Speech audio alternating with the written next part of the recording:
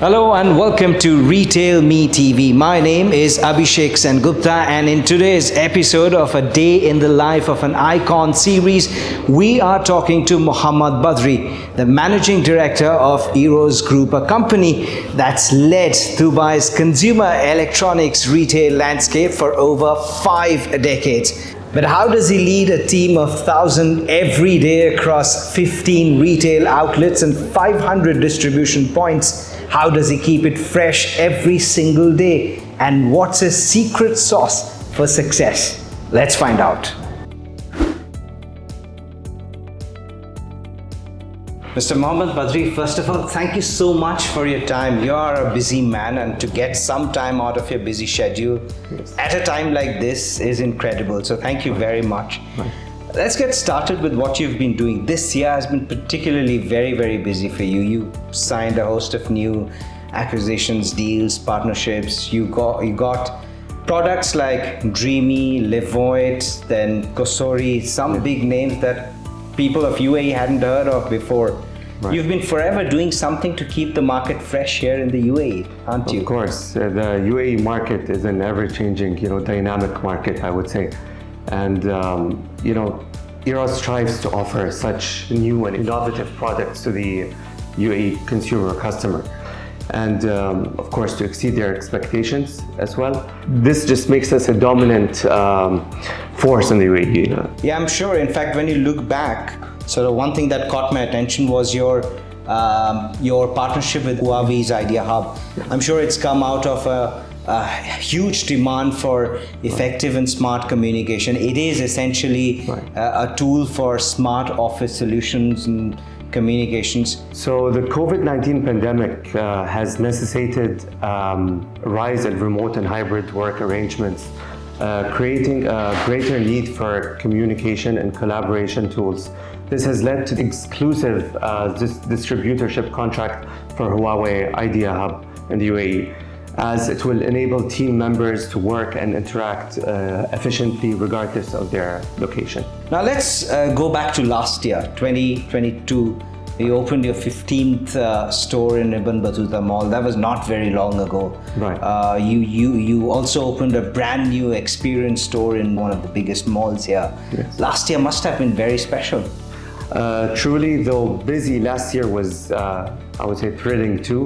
We at Eros, considers expanding our retail presence as a major success. It allows us to reach a wider consumer, I would say, base, and also helps us strengthen our commitment to providing access to our products and services. And I'm sure you're carrying on that momentum this year as well. When you talk about this year, I think the market projections say that 2023 is set to see the consumer electronics retail market sort of grow to about $1.55 billion.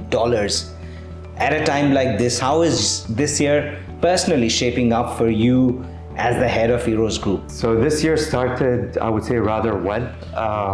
We're excited about the opportunities and the growth scope, I would say, in the UAE market. Our endeavor is to stay ahead of the new trends and offer products, especially again that are innovative and match the needs of our consumers and customers. Any sort of big goals or targets you've set for yourselves? Definitely this year, and I would say the immediate future, Eros is focusing on strengthening partnerships and expanding its retail presence, I would say. Of course, with embracing sustainability, as these objectives, they're in line with our vision, and of course, they will help match the market trends in the UAE. Let's go back to the sort of electronics consumer retail market. Yes. We're looking at about 6.2 million users by 2027. And by 23, end of this year, the market projections say that you will have a penetration of about 54%. Right. How critical are these numbers for someone like you who's led the consumer electronics retail market here in the UAE for not one, not two, but 5 decades? How critical are these numbers? Eros Group is determined to expand its business in the UAE and is encouraged by the growing numbers of customers and users, I would say. This motivates us to enhance our product offerings, provide excellent customer service, and expand our reach and retail locations as always. We plan to invest in strategic endeavors such as reinforcing alliances and digital platforms due to our strong growth strategies supported by our increasing customer base and user penetration. Now, an interesting insight I got, when you look at the average revenue per consumer, per user, here in the UAE, it's about just over $328. That's roughly about 1,200 dirhams. Right. Now, if I were to ask you, if an individual that walks into your store spends about 1,200 on an average every year, what do you see that person spending it most on? What sort of trends that you see emerging in 2023? We have realized that consumers are increasingly focused on health and wellness, sustainability and energy efficiency products when purchasing gadgets such as wearables and humidifiers, I would say. And again, the COVID-19 pandemic has also led to a demand for more efficient and remote-controlled gadgets.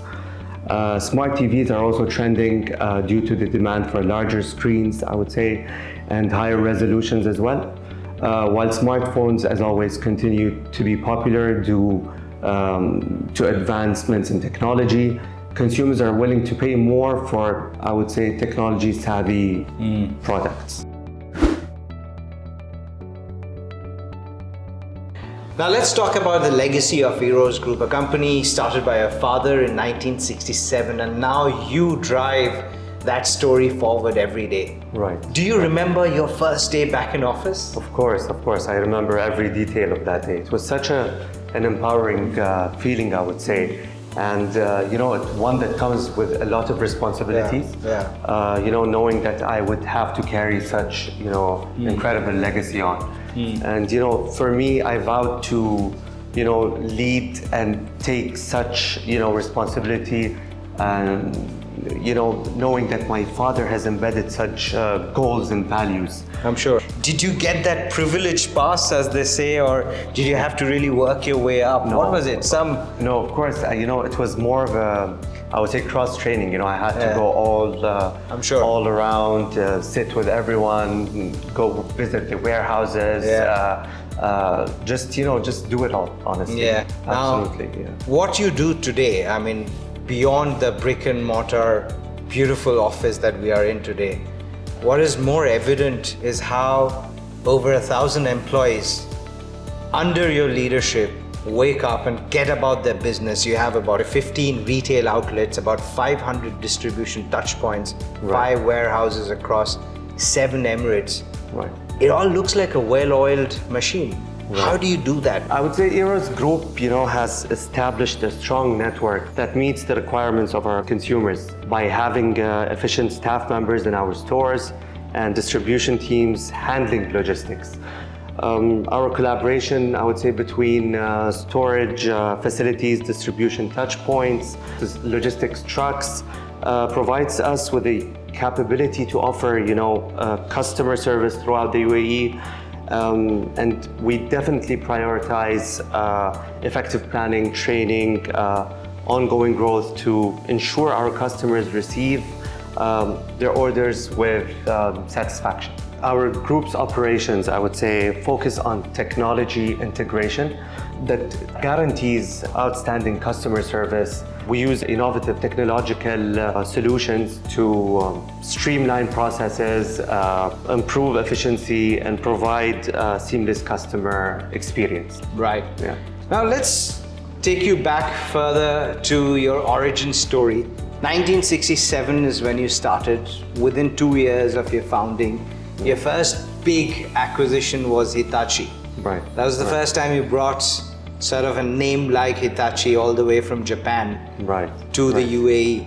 That must have been some sort of a game changer back in that day. Of course, yes. I mean, I do in reality remember Yeah. this, hearing the story. Must have been long before. Yes, Yeah. of course. The story of Hitachi, how Yeah. it came about. Yeah. It was Eros's, I would say, first major acquisition, in 1969, actually. Yeah. And, for Eros during that time, I'm sure it was an enormous game changer. We were able to grow our product portfolio and establish an excellent connection with, an internationally recognized brand.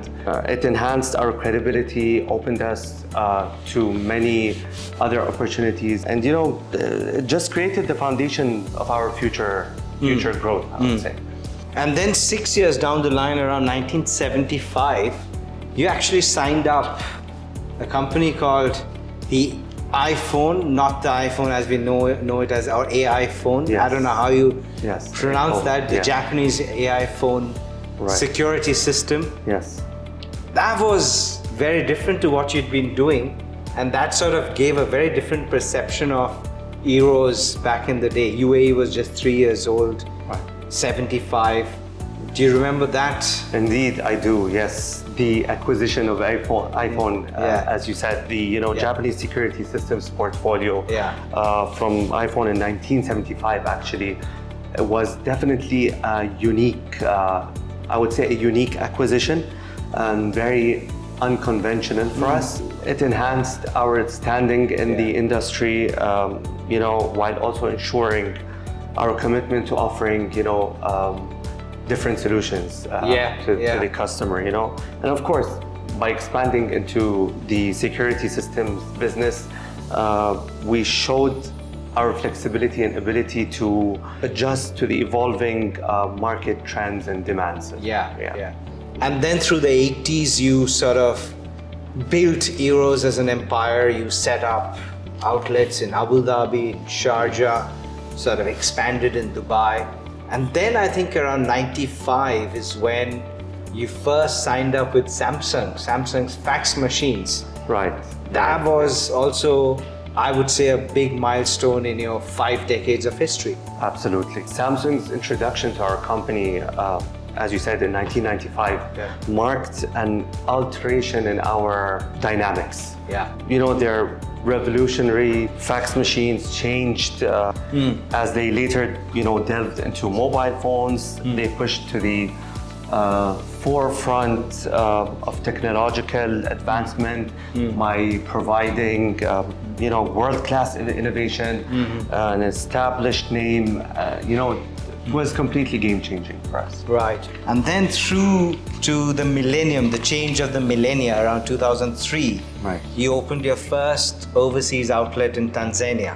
Right. And right. that, in a way, was the start of sort of your modern day chapter of success, where you started bringing in other products. Absolutely. And that was around the time, I'm guessing, you were also sort of warming up to your role at Eros. Absolutely. Would love to hear. Yes, indeed. The period where we introduced more, I would say, global big brands and started to, branch out to other, countries like Tanzania, as you said, in 2003, was immensely interesting, I would say. It marked a time of growth and expansion for the group as a whole. And it was gratifying to observe as we explored, fresh markets and established partnerships with the renowned international brands.